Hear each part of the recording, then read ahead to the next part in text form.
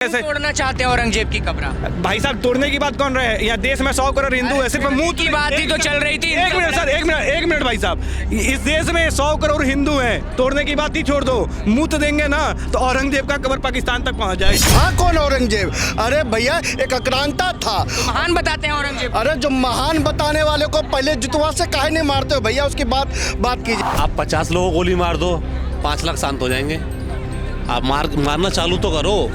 आप दामाद बना के उनको रखोगे हवालात में, पूड़ी खिलाओगे, सब्जी खिलाओगे, तो करेंगे कांड ये लोग। औरंगजेब की कब्र को तोड़ करके वहाँ उसका कब्र बनाया जाए जो उनके कब्र की रक्षा करने आ रहा है। उसके ऊपर शौचालय बनाया जाए, उनके ऊपर लगातार हिंदुओं से सोच मुक्त करवाया जाए।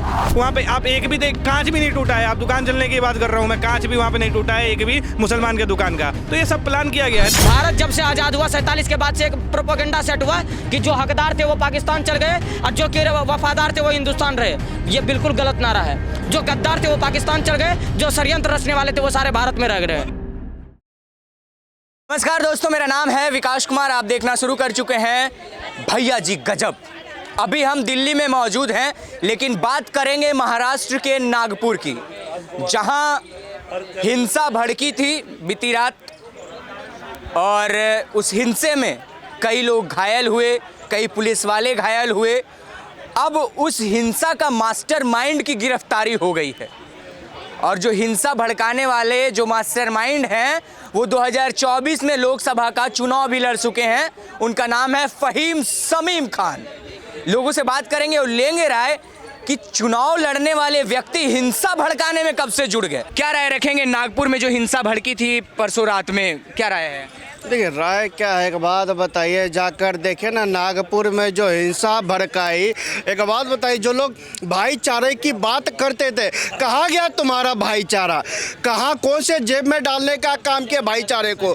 और ये लोग औरंगजेब की बात करते। औरंगजेब था कौन औरंगजेब? अरे भैया एक आक्रांता था। महान बताते हैं औरंगजेब। अरे जो महान बताने वाले को पहले जुतवा से काहे नहीं मारते हो भैया? उसकी बात कीजिए। एक बात बताइए, नागपुर में जो हुआ, जितने भी हिंदुओं की गाड़ियों को देखा गया, सबको जलाने का काम किया। हिंदुओं के घरों को देखा, जलाने का काम किया। हिंदुओं की आयत लिखी हुई चादर जलाएंगे तो फिर वो क्या करेंगे सर? भैया पहली बात मेरी, आप मुझे ये बता दो, ये औरंगजेब था कौन? ये यहाँ की पैदाइश है या कहाँ की पैदाइश है? जहाँ की पैदाइश है वहाँ पूछो ना भैया। ये राम की धरती है, श्याम की धरती है, ये कृष्ण की धरती है। अरे भैया एक औरंगजेब जहाँ का था वहाँ पे जाके पूछो। अगर आप लोगों को तसल्ली नहीं है तो जहाँ से आया था वही चले जाओ, वही चले जाओ। कंट्री है, उनका अधिकार है रहने। हाँ, सेकुलर कंट्री है, उनका अधिकार है। लेकिन वक्फ बोर्ड काहे के लिए है भैया?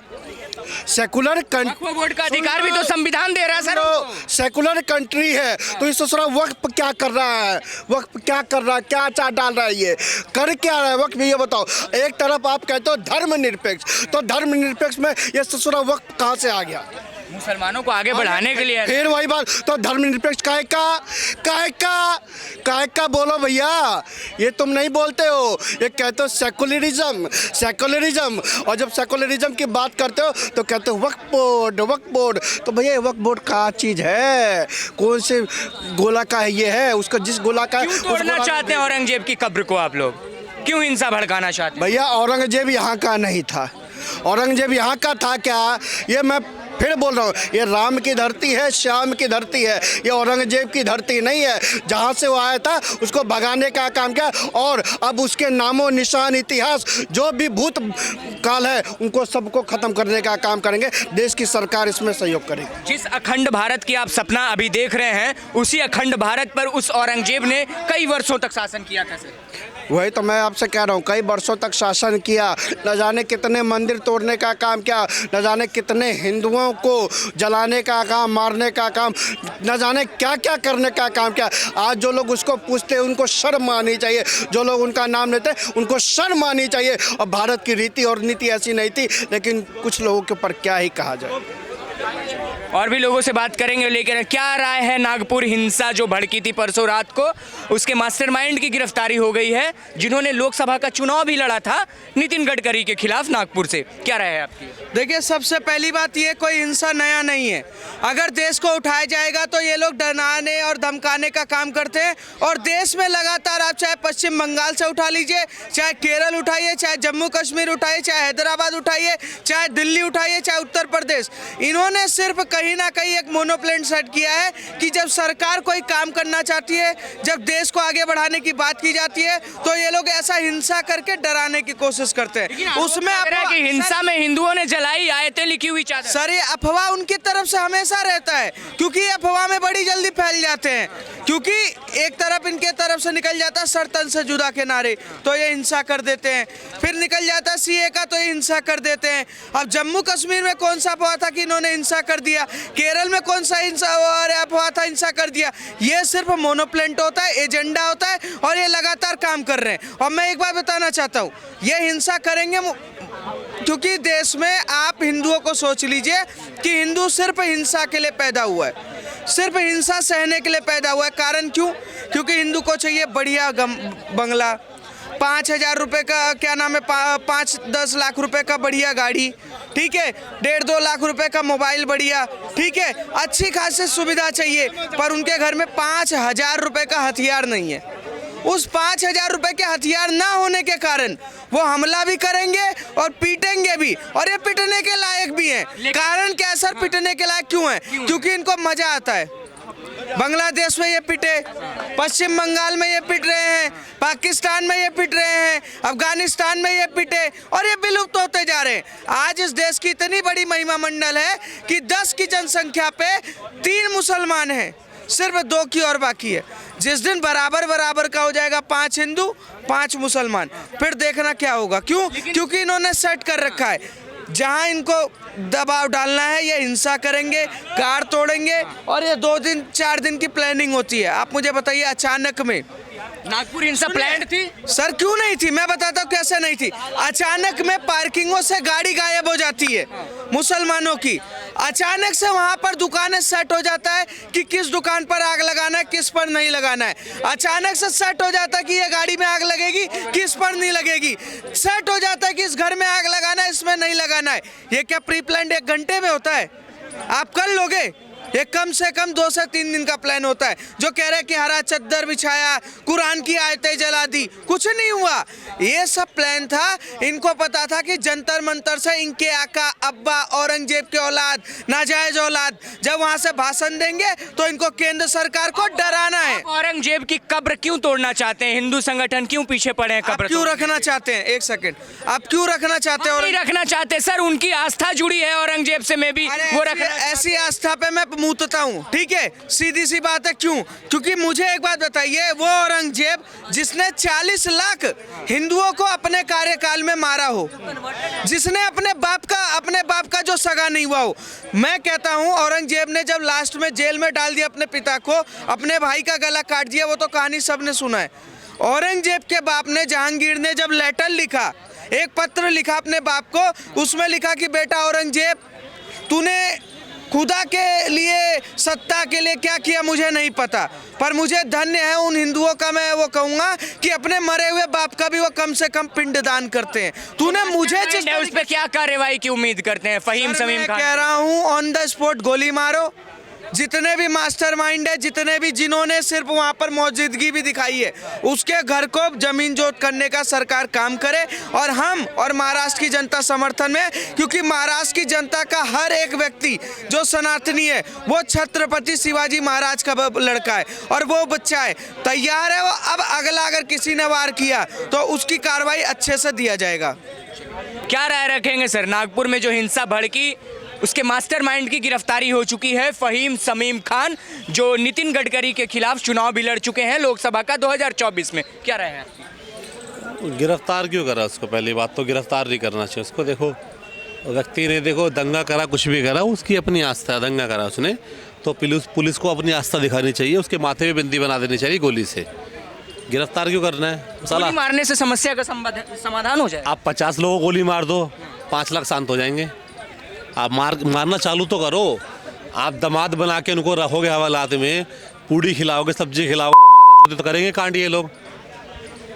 मेरे मुंह से गाली निकल रही है मगर कर्म भी वैसी है भाई।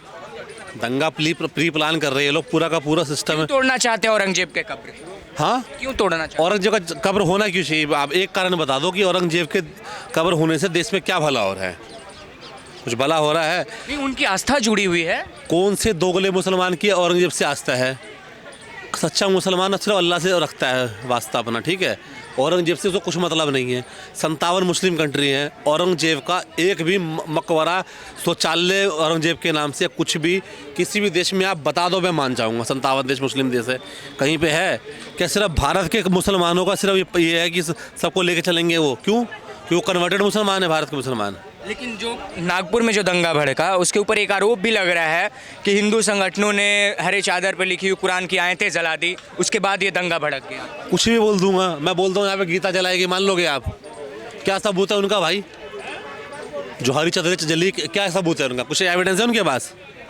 कोई एविडेंस उन्होंने पेश किया हो अभी तक? आप कोर्ट में पेश करेंगे? कहाँ पेश करा भाई? अभी तक कर देते पेश वो लोग, वीडियो होगा कुछ भी अभी तक पेश कर देते। वो मास्टरमाइंड क्या यार, तुम चुनी हुई जगह पे कि इस बंदे को, उस बंदे को आग लगाने, इस बंदे को आग नहीं लगाना। प्लान्ड हिंसा थी ना पूरा यार, महीने 2 महीने से चल रहा होगा। तुम्हें लग रहा है एक दिन का खेल है ये? महीने 2 महीने से चल रहा होगा भाई ये। मस्जिदों में जाके इनकी प्लानिंग होती होगी, मदरसों में प्लानिंग होती होगी इनकी। यार क्या बात कर रहे हो आप? क्या कार्रवाई की उम्मीद करते हैं आप? माथे पे बिंदी की, माथे पे बिंदी सीधा? बिल्कुल, उसके अलावा कुछ नहीं। नागपुर में जो परसों रात को हिंसा भड़की, उसके मास्टरमाइंड की गिरफ्तारी हो चुकी है, क्या राय रखेंगे? सबसे पहले मास्टरमाइंड नहीं होता है, ये सुसाइड बॉम्बर वाला प्लान चल रहा है। जाकिर नाइक जो इनके नाजायज अब्बा बैठे हुए हैं पाकिस्तान में, ये वहाँ से कहता है कि धर्म के लिए सुसाइड बॉम्बर बन जाओ, और उसी राह पर यहाँ के कट्टरपंथी लोग चलते हैं। देखिए, ये सफ़ेद कफन पहन करके, जालीदार टोपी लगा करके जो घूम रहा है भारत के अंदर, ये सारे जो काफिर को मारने का षड्यंत्र चल रहा है भारत के अंदर। इन सारे को बोलिए, ये शरीयत का जो सपना देख रहे हैं, इधर ये भारत है, और भारत के अंदर अंबुजा का सरिया चलता है, शरीयत नहीं चलता है। तो अगर शरीयत लागू करने की बात कोई कट्टरपंथी करेगा तो उसके अंदर सरिया जाएगा। तो और ये षड्यंत्र जो चल रहा था नागपुर वाला, कभी नागपुर के मामले में, कभी वक्फ बोर्ड के मामले में, कभी महू के मामले में, ये भारत विरोधी गतिविधि जो भारत के अंदर काम कर रहा है, यही देशद्रोही है। और इसी के लिए अनुराग ठाकुर ने जो कहा था कि देश के गद्दारों को गोली मारो सालों को, आज उसको रिपीट करने का वक्त है। औरंगजेब के नाजायज औलादों को जड़ से मिटा दो सालों को। क्यों तोड़ना चाहते हैं औरंगजेब की कब्र आप? उनकी आस्था जुड़ी है तो? हाँ, तो क्या करें? तोड़ना चाहते? देखिए, सनातन परंपरा का देश है, किसी अयासियों का कोठा नहीं है भारत।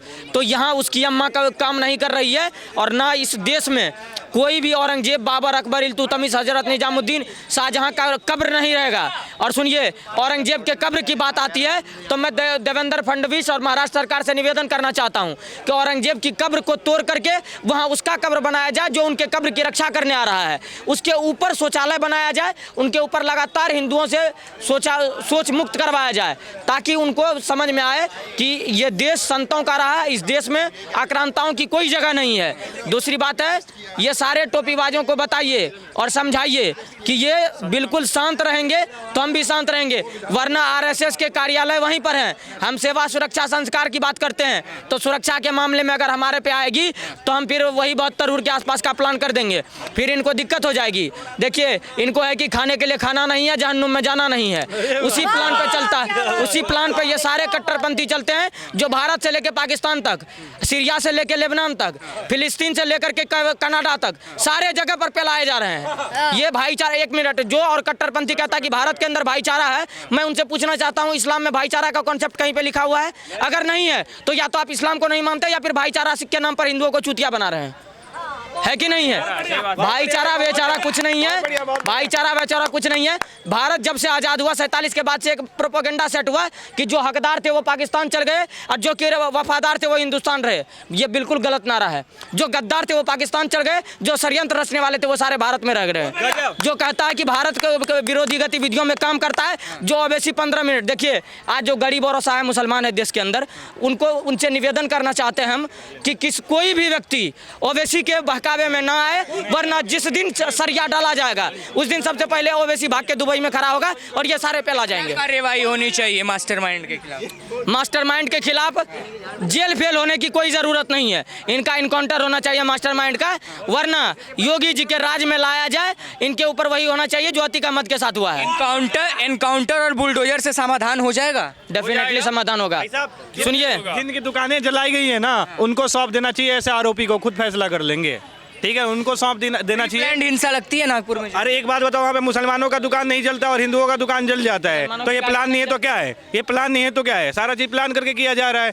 आप देखो वहाँ पे, आप एक भी कांच भी नहीं टूटा है, आप दुकान जलने की बात कर रहा हूँ मैं, कांच भी वहाँ पे नहीं टूटा है एक भी मुसलमान के दुकान का, तो ये सब प्लान किया गया है ना। है कि हिंदू संगठनों ने प्रोटेस्ट के दौरान वहां पर हरे चादर पर लिखी हुई कुरान की आयतें जलाई, उसके बाद वहां पर हिंसा भड़की।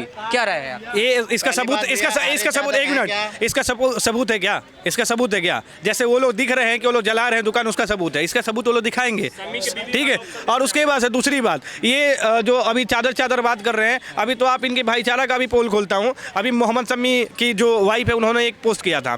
अभी पोस्ट ये है कि हमारी बेटी अगर होली खेल रही है तो इस पे मौलानाओं को आपत्ति हो जा रही है, और वही मौलाना हलाला जब किया जाता है तो एकदम चुप हो जाते हैं, एक शब्द नहीं बोल पाते हैं। हाँ, तो देखिए दोगलापना यहाँ पे, भाईचारा निभाएंगे एक होली खेल देने से। तोड़ना चाहते हैं औरंगजेब की कब्र। भाई साहब, तोड़ने की बात कौन रहे हैं? यहाँ देश में 100 करोड़ हिंदू है, सिर्फ मुंह की बात ही तो चल रही थी। एक मिनट सर, एक मिनट भाई साहब, इस देश में 100 करोड़ हिंदू हैं, तोड़ने की बात ही छोड़ दो, मुंह देंगे ना तो औरंगजेब का कब्र पाकिस्तान तक पहुंच जाएगा। हम कल भी बोले, आपकी बातों से उनकी भावनाएं हाथ हो गई तो अपने घर में रहे, अपने घर में रहे, अपने घर में रहे। हम कल भी बोले थे, आज भी बोल रहे हैं भैया, मुतना क्यों है? उसके कब्र पे लाइटिंग बनाओ और सुबह शाम दोनों टाइम होगा, उसको खाद पानी सब मिलेगा।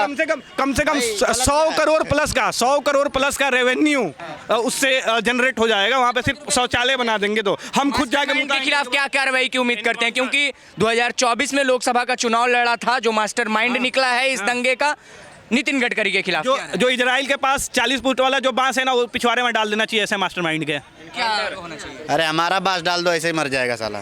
इनकाउंटर होना चाहिए, सीधी सी बात, सीधी सी बात। ये थी जनता की राय, आपके समक्ष हमने रखी। नागपुर में जो हिंसा भड़की थी और उसके मास्टरमाइंड की जो गिरफ्तारी हुई है, लोगों ने अपनी अपनी राय रखी कि क्यों हिंसा भड़की। कुछ लोगों ने कहा कि प्री प्लान्ड था, कुछ लोगों ने कहा कि औरंगजेब की कब्र को लेकर जो विवाद था उसको लेकर हिंसा भड़ी, कुछ लोगों ने कहा कि मुसलमानों ने जानबूझकर हिंदुओं के दुकानों को वहां जलाया, तोड़फोड़ की। आप भी अपनी राय कमेंट सेक्शन में दीजिएगा। बहुत बहुत धन्यवाद। जय हिंद, जय भारत।